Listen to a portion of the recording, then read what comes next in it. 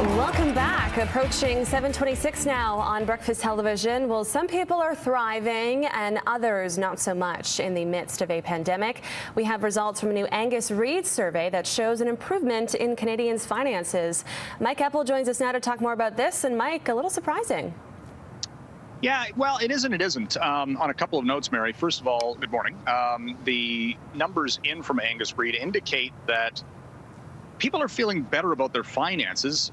For the most part, 70 to 80% said things are good or actually great was the word used, which is remarkable when you think about everything that's gone on here in the past couple of months. But at the same time, why have finances improved? Well, first of all, we're not going to the shopping mall necessarily and just doing, spontaneous buying of things.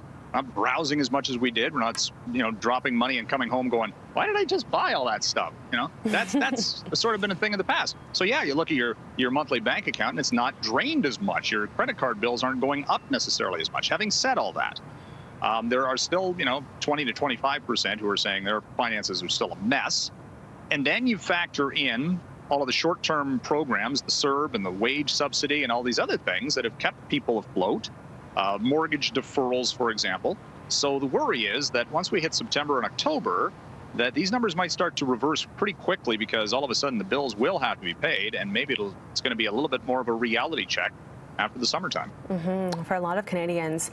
Yeah. Someone who is benefiting financially, Jack Dorsey, because Twitter saw a record-breaking 20 million people sign up for the social media platform.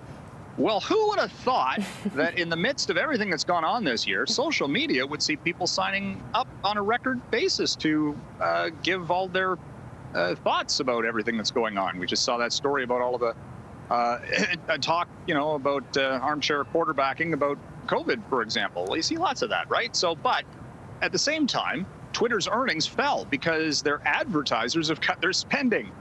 Eventually, they'll come back, and the thinking is that'll help Twitter's bottom line, and the share price is up by about 6% this morning. Social network love affair.